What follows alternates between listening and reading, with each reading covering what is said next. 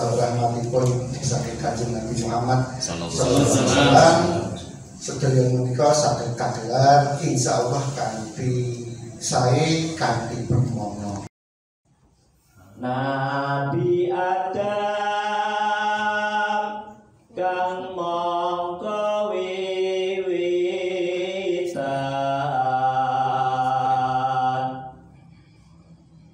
Nabiullah wakasane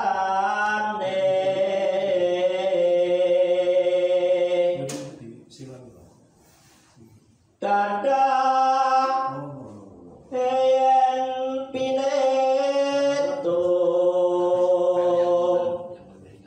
kawan dosa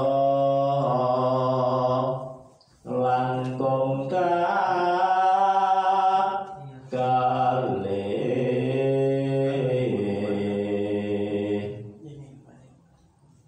den samyo esto eno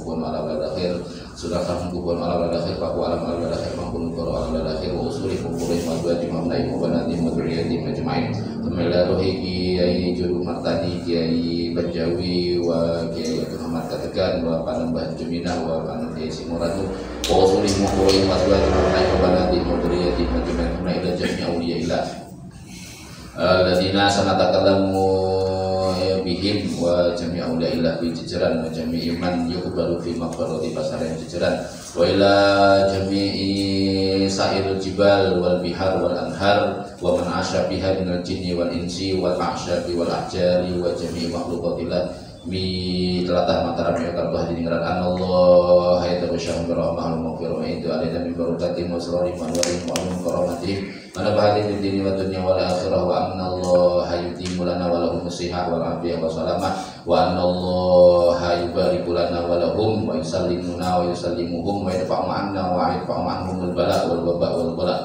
bihakin Nabi Muhammad bidiyah Nabi Muhammad sallallahu alaihi wasallam al-fatihah a'udzubillahi minasyaitonir rajim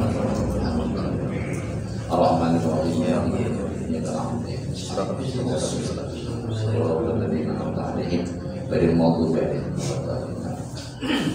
Bismillahirrahmanirrahim. Assalamualaikum warahmatullahi wabarakatuh. Alhamdulillah rabbil alamin. Allahumma sholli ala sayyidina Muhammad wa ala alihi. Kang kula hormati para sesepuh, para bini sepuh, para kiai, para priyagung ingkang minulya, kang kula hormati sedherek sedaya, mugi kerawuhan kula panjenengan termasuk amal dados kula panjenengan termasuk umatipun ingkang Kanjeng Nabi Muhammad sallallahu alaihi wasallam ingkang gadah syafaatipun amin ya rabbal alamin. Langsung mawon nggih niki perkara masjid dan makam ini kalau di Jawa memang satu paket gitu Bapak-bapak Ibu-ibu. Jadi ketika ada masjid berarti barengannya adalah makam, terutama masjid-masjid tua, masjid, makam, sumur, sendang, kemudian nanti kalau pun masih ada biasanya naskah-naskah kuno. Nah, itu satu paket. Maka kalau di situ ada masjid tua, biasanya ada makamnya, makam tuanya juga. Makam tua dalam standar pengkajian makam itu di atas 50 tahun. Jadi kalau di atas 50 tahun itu berarti sudah termasuk hitungannya makam tua. Begitupun masjid.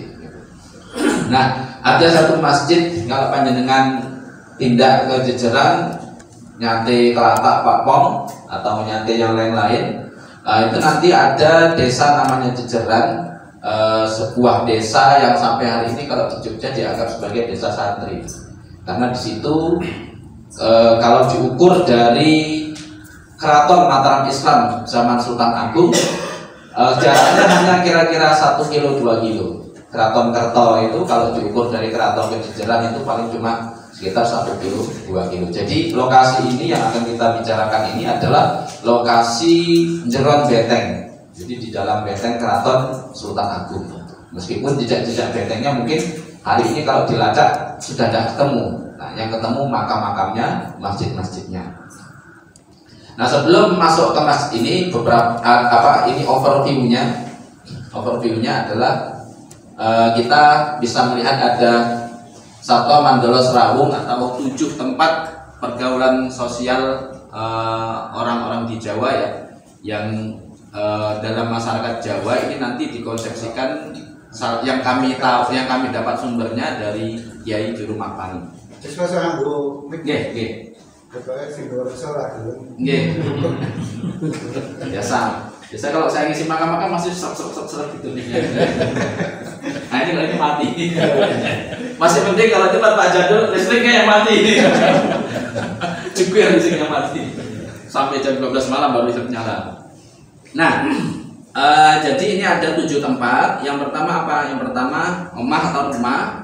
Yang kedua lurung. Yang ketiga langgar atau tempat ibadah. Tapi nanti langgar dan masjid ini beda.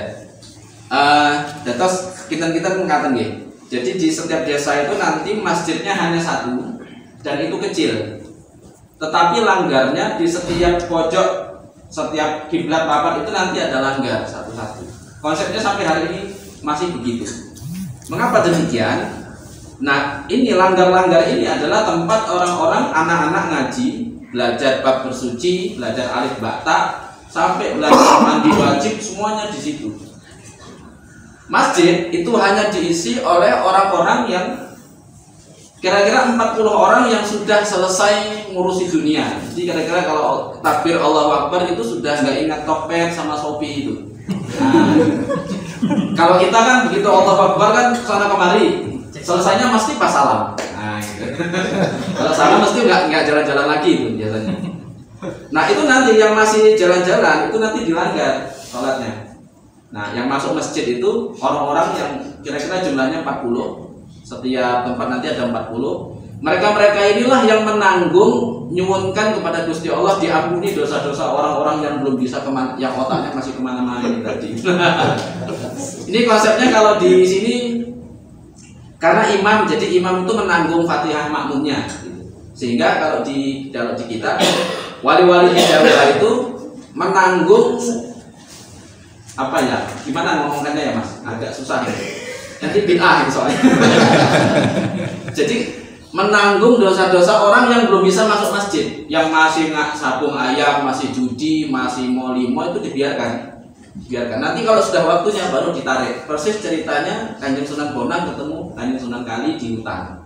Jadi dibiarkan merampok biar dulu. Tapi nanti kalau sudah masanya ketemu langsung balik dunianya langsung bebas. Langsung jadi wali gitu. Nah, kira-kira maksudnya gitu, Pak. Jadi langgar ini memang dari dulu untuk orang-orang yang rusak-rusak lah kira-kira itu. Rusak.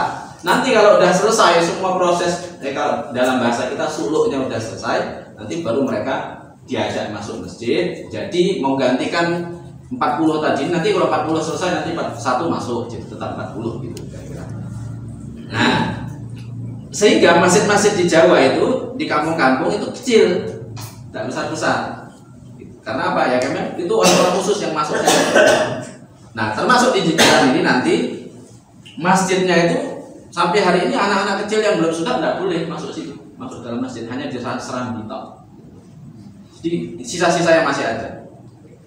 Nah, ini termiso, tapi ini nanti malah jadi penelitiannya orang Londo.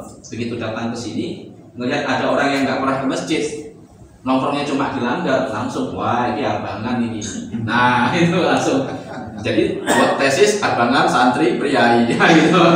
Padahal yang kelanggar ini, di langgar yang belum ke masjid ini masih proses menuju ke masjid.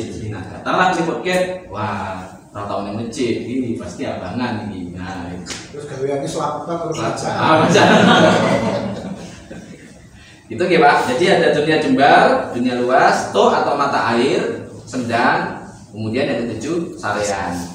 Jadi sarean ini tempat ngerawung. Kenapa? Nanti terutama kalau mau Ramadan itu ruah. Nah ini ngerawungnya di situ. Ketemu yang nggak pernah ketemu selama setahun nanti ketemunya di makam. Bukan pas Idul Fitri. Ketemunya di makam. Wah, assalamualaikum, oh ya, wah, dia anak putunya itu kok, iya mungkin. Ini masih saya alami sampai hari ini kalau nyadar-nyadar saya datang ke perkampungan itu itu mesti malah di makam itu cerita tentang anak cucunya. Jadi ngerawungnya di makam.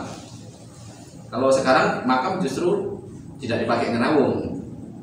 Boleh nomor mas. Nomor. Kalau jatuh lulus kemudian. Oke, nanti yang boleh nomor itu nanti saya bahas sendiri ya. Nanti ada bahasannya.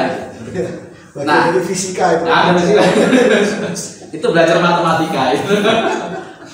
Klasifikasi masjid 2 di Yogyakarta. Satu nanti ada Masjid Keprabon, kemudian Masjid Patok Negoro, kemudian ada Masjid Gabungan Dalam, kemudian ada Masjid Gabungan Dalam Anugerah, kemudian ada Masjid Prabon. Ini kira-kira kalau dijumlahkan di Yogyakarta itu kurang lebih ada 200-an. Semua ini, semua 5 klasifikasi masjid 2 ini ada 200-an lebih. Bahkan kalau itu yang tercatat di Kawedanan Pengulon Kraton. Yang nggak tercatat masih banyak. Saya kadang kalau kemana-mana ketemu masjid kuno, saya kirimin ke personel Kawedanan, malah dia baru tahu kalau masjid itu masjid tua dan masuk dalam wewengkonnya Ngayogyakarta Diningrat. Tapi ya tidak apa-apa karena juga sekarang orang tidak ngurusin itu, apalagi masjid tua gitu. Jadi hampir semua tidak ngurusin itu. Ya, gitu. Oke. Nah, setiap masa Kesultanan Mataram Islam nanti ada masjid yang ditempatkan sebagai patoknya negara, yaitu masjid yang menjadi patok atau penyangga. Maka disebut patok negara itu kalau dalam literatur umum nanti dianggap sebagai tanda kekuasaan. Tetapi patok negara itu maksudnya masjid inilah yang menyangga keutuhan lahir batinnya sebuah negara. Dan ini yang ada satu hal yang saya belum tahu dan Kawedanan Pengulon juga masih belum tahu.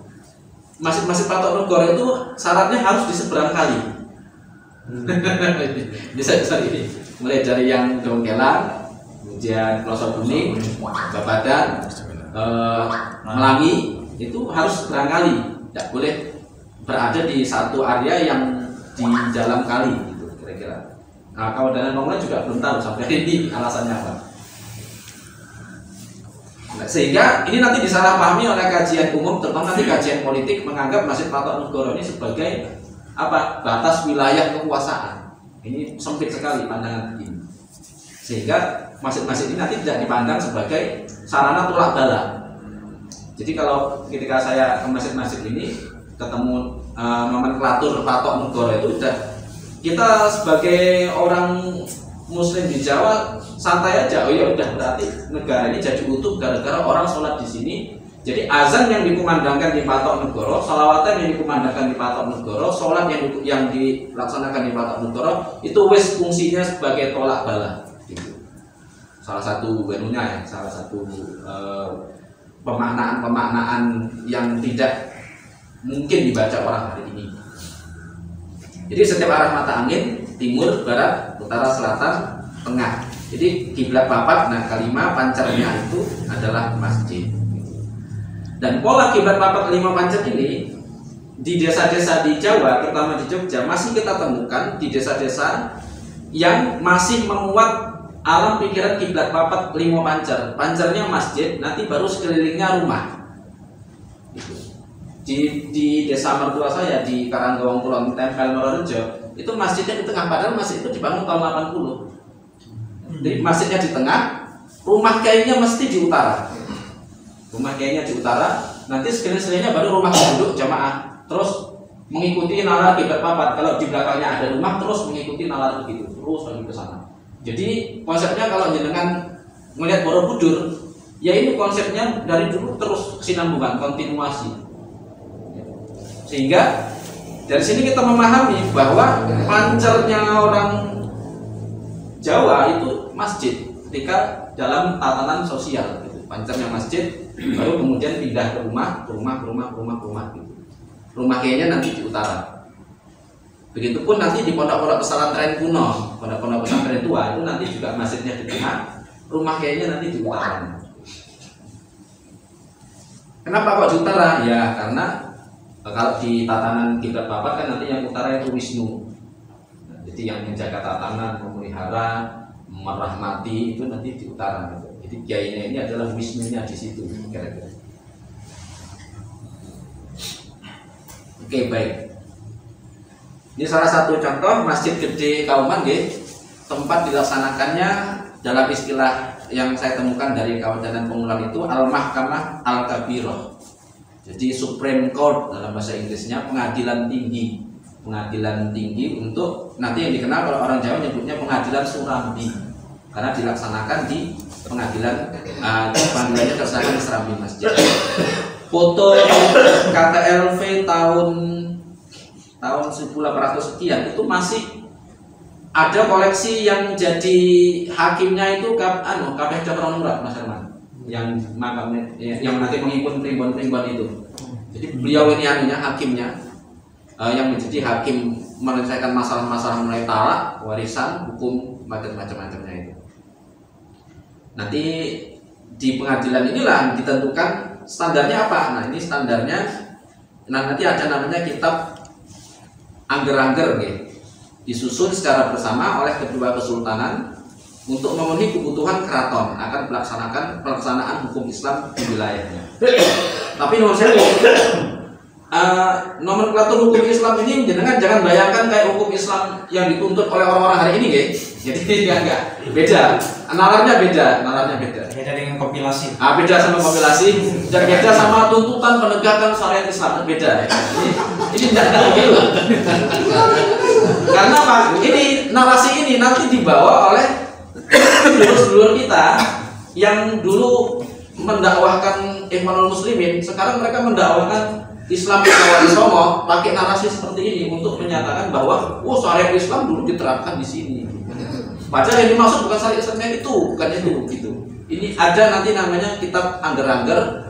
Ini merupakan himpunan kedua kesultanan berdasarkan pawijian Jawi, pengetahuan keulamaan Jawi yang dipadukan dengan ini. Nah ini dengan kitab-kitab fikih dari Timur Tengah yang dikaji di pesantren-pesantren. Yang pertama nanti kitab Muharrar, maksudnya kitab Al-Muharrar fi Al-Fiqh Asy-Syafi'i karya Imam Ar-Rafi'i. Kedua kitab Mahalli. Yang ketiga kitab Topah. Kalau di dalam fikihnya nanti Topah ini Tuhfatul Muhtaj Ibnu Hajar Al-Haytami. Kemudian kitab Fathul Mungin. Nah ini bid'ah sekali ini sebutannya ini. Maksudnya apa? Fathul Mu'in. Pesantren sampai hari ini saya sempat ngaji juga kitab ini. Fathul Mu'in, di bawahnya nanti ada Fathul Qorib, Takrib. Kemudian kitab Fathul Wahhab. Nah ini maksudnya apa? Kitab Fathul Wahhab karya Syekh Abu Yahya Zakaria Al-Ansori. Zakaria Al-Ansori ini satu angkatan sama Sunan Gunung Jati. Nah, jadi ini beliau ini satu angkatan dengan Sunan Gunung Jati dalam mengkaji fikih. Sehingga ulama-ulama ini nanti nyambung dengan kita sebenarnya. Cuma karena di pesantren diajarkan cuma ini toh. Jadi para sunan-sunan itu nggak diajarkan bahwa mereka ini juga ahli fikih. Sehingga narasi yang diterima oleh santri-santri itu ya ahli fikih itu ya orang sana semua. Jadi seolah-olah Sunan Kalijaga itu bukan fakih gitu, bukan ahli fikih. Seolah-olah Sunan Gunung Jati bukan ahli fikih gitu ya. Seolah-olah Sunan Ampel itu bukan ahli fikih. Padahal periodenya itu dekat sekali. Apalagi nanti kalau kita membaca sejarah perkembangan para wali-wali mulai tahun 1000 sampai 1500. Itu barengan. Di sana nanti Al-Ghazali, nanti di sini Jumadil Kubro, di sana nanti Syekh Abdul Qadir Al-Jailani, di sini Sunan Ampel gitu. Jadi walinya bareng-barengan muncul pada mulai dari 1000 sampai 1500. Sampai ada satu orang wali yang di Mesir nanti dikenal dengan Imam Sya'roni. Imam Sya'roni ini salah satu karomahnya apa? Ketika berada di laut itu bisa naikin buaya. Ini tahun 1400-1500. Nah di sini Sultan Hamidjaya Jawa Tingkir itu karomahnya juga naik buaya. Ini bareng ini, periodenya bareng. Jadi kayaknya perlu studi karomah, perbandingan karomah wali. Jadi supaya kita bisa membaca bahwa ada narasi atau nalar yang sama antara wali Jawa dan wali sana. Karena karomahnya sama. Perbandingan gitu. Bukan pertandingan toh Mas? Bukan perbandingan. Bukan pertandingan. Bukan pertandingan, Oh, tapi itu perbandingan. Abu-abuan itu. Aslinya pertandingan gue musik sih begini. Karunannya yang lagi tren. Iya, daripada perbandingan agama capek ngurusin perbandingan moderasi agama, pluralisme agama kan capek. Yang buaya tadi. Perbandingan karunah wali gitu. Buaya jenis apa itu? Nah itu dia. Baik, ini Andi, kita lanjutkan lagi. Nah, kalau ini di buku Pisonon Alifnya Mas Herman ini. Nah, jadi ini pembagian ini yang kelacak ya, yang kira-kira bisa kita ambil karena nanti misalnya begini teman sewu, ambil ya. Misalnya nanti ini Masjid Sultani, ini wilayah timur, tenggara. Nanti beliau ini juga pancer dari masjid-masjid yang lain yang ada di sekitarnya. Gitu. Masjid ini ada rojak ini juga pancer dari masjid-masjid lain yang ada di sekitarnya. Gitu. Jadi ini pancernya maka kiblat papatnya ada. Ini pancernya kiblat papatnya. Ini pancernya ke sini. Gitu. Termasuk nanti yang Candi Karang itu Masjid Al-Atawabin itu. Ini alhamdulillah saya sudah sholat di sini semua. Gitu ya. Kalau ada yang nggak sholat ya mungkin numpang pipis saja. Tapi biasa saya sempatkan kalau ke masjid begini ya sholat 2 rakaat, ngirimin doa yang bangun masjid, yang termasuk gaib-gaibnya situ saya kirimin semuanya gitu. Yang tinggal di sini, kalau di tahlilan Nahdi Ningrat itu kan nanti semuanya didoakan. Nah sampai Gunung Merapi, Laut Selatan semuanya dikirimin Fatihah. Nanti diklasifikasi minal jinni wal insi wal hayawani wal asjari gitu. Dari jin, manusia, hewan-hewan, tumbuh-tumbuhan, batu-batuan semuanya dikirimin. Itu tahlilan khas para wali-wali di Jawa. Kalau wali-wali yang di Arab nanti nggak masukkan itu. Makanya kasihan mereka ini nunggu-nunggu dikirimi, wah dikirimi gitu. Makanya ini perlu membudayakan tahlilan Hadiningrat. Ada kok nanti saya tunjukkan naskahnya tahlilan Hadiningrat. Gak dikirimi karena lupa nggak kirim nomor. Oke, lanjut ya. Ya ini dia Masjid Kaliman Dalam Jejeran. Nah ini ini yang tampak depan. Ini sebenarnya sudah renovasi pasca gempa 2006. Jadi dulu yang serambinya ini belum ada belum ada kubahnya. Tapi mungkin nggak tahu saya konsep barunya kok. Yang konsep lamanya masjid titian. Iya betul. Sulkonain. Nggak ada di Serambi seharusnya nggak ada kubah. Nah, tapi ini dibuat kubah. Ini sebenarnya agak di luar pakem tapi ya mungkin ada jagat yang baru lah gitu lah. Nggak apa-apa. Tidak nonggan bergemir Mas. Oh iya. Ya, nama masjidnya Mi'rajul Muttaqi Nallah Ha. Nah, nanti ini penjelasannya ini. Jadi, ngapunten gini kalau dalam kita pakai grammar nahu ya, nahu. Jadi, Mi'rajul Muttaqi Nallah Ha. Kenapa kok enggak Allahu? Seharusnya ini kan jadi khobar. Ini mubtada, Mi'rajul Muttaqin, mi'rajnya orang muttaqin adalah Allah.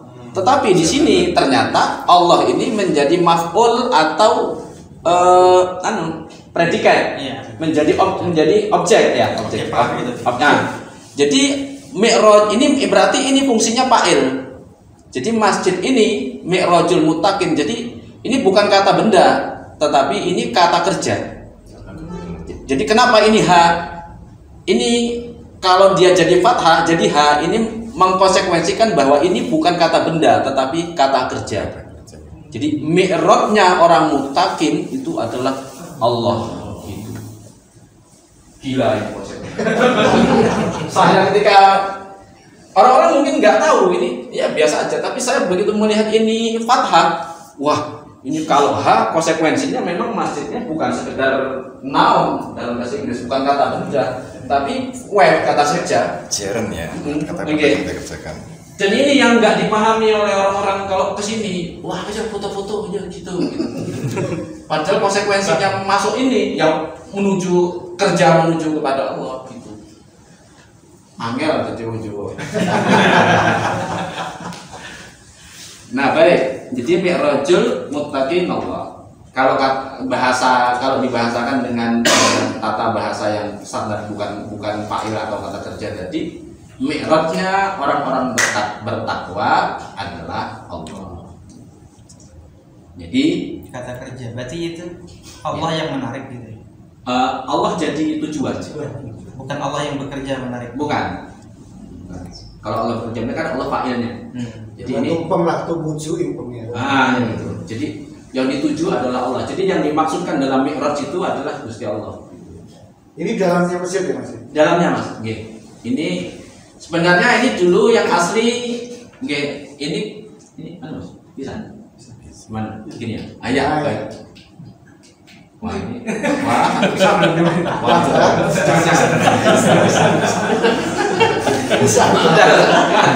teknologi tidak berfungsi. Baik. Nggih, ngapunten nggih. Ini baru ketika 2006 kemarin direnovasi. Iya. Jadi yang asli yang ini. Kenapa ini ditinggikan ini ditinggikan katanya sekitar 2 meter karena serambinya tadi ternyata lebih tinggi.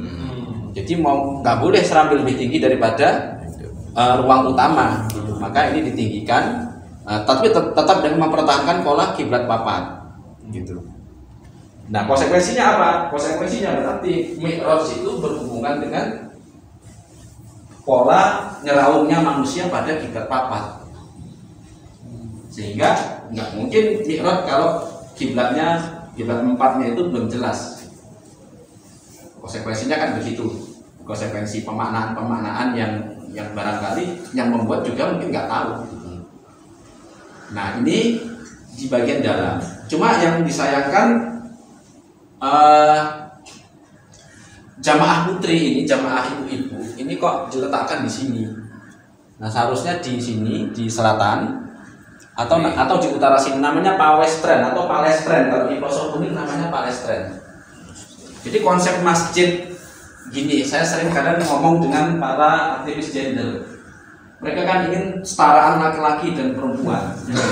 Dan itu mesti merujuknya teori-teori dari Eropa, dari Amerika. Saya bilang gak usah ke sana, kita ke Masjid Patok aja gitu. Kita lihat bahwa perempuan diletakkan di utara dan diletakkan di selatan. Dan itu nanti kalau sholat berarti ini simetris antara laki-laki dan perempuan, sejajar gitu. Ini gak usah pakai teori, kita ke Masjid Patok aja, lihat bagaimana perempuan diperlakukan oleh para wali di sini. Jadi ini yang nggak disadari oleh aktivis gender itu. Tapi begitu saya mau diminta ngomong itu, sampai 3 tahun kemudian nggak jadi acaranya. Karena nanti masanya bubar gitu. Nanti masa mereka bubar. Pusat studi wanita Remo. Maunya itu perempuan di depan, padahal depannya masjid itu kuburan.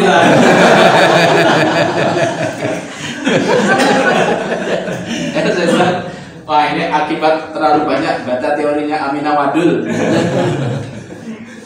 Oke, jadi ini sekarang konsep masjid modern kan nanti perempuan diletakkan di belakang. Tapi dalam konsep masjidnya para wali, perempuan diletakkan bareng dengan laki-laki. Jadi madep pada Gusti Allah itu bareng. Gak ada pembedaan. Nah ini kalau dipakai teori gender asik sekali sebenarnya. Cuma ya mungkin susah karena jagat dunia akademiknya tidak mau melihat itu ya. Baik, nah ini di mimbar masjid. Oke. Ini kalau di Cirebon namanya Muhammad Saliro. Kalau di Melayu namanya Muhammad Bertangkup. Yang ini nanti jadi lambang Kesultanan Siak. Jadi ini kalau kita baca dua-duanya adalah Muhammad. Jadi sininya Muhammad, sebelah sininya ya Muhammad. Tapi ini juga Allah. Kenapa? Iya. Ini alifnya. Ya. Nah, ini lam, ini hanya di sini. Nah ini.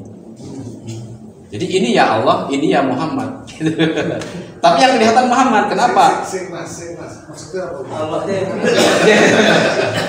Tapi yang kelihatan Muhammad kenapa? Karena yang ada di dalam sejarah kan Muhammad.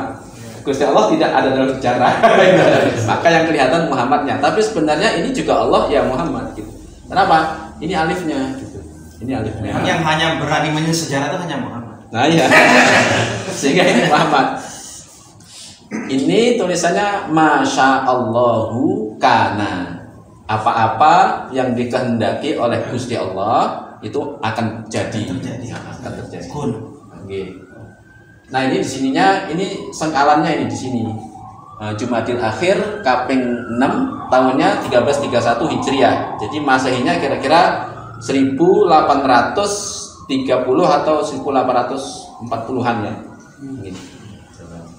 Oke, memang di Manggaran ini dibangunnya AB3, masa AB3. Jajaran ya, Mas. Jajaran Masjid Rajul Mutakin Allah jajaran. Nah, ini mimbarnya. Oke. Nah, ini penampakan mimbar dari ini. Nah, ini sejarahnya, saya kira sejarahnya ini dengan sakit matosip yang baik. Ini saya langsung hal-hal yang asik di sini. Azan Jumat 2 kali. Setiap satu azan itu yang berdiri 5 orang muazin.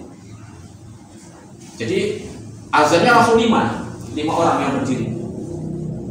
Tempat saya masih 5. Oke. Saya pernah di Bambang Lipuro Ciptoroso 2 orang. Cirebon. Di Ciptoroso 7. Oke. Jadi kemudian di situ sholawatan tentu hampir setiap hari itu sholawatan, kemudian wali kutuban masih hidup sampai sekarang wali kutuban di situ. Wali kutuban itu membaca doa-doa, biasanya ya mani'u itu untuk tolak bala.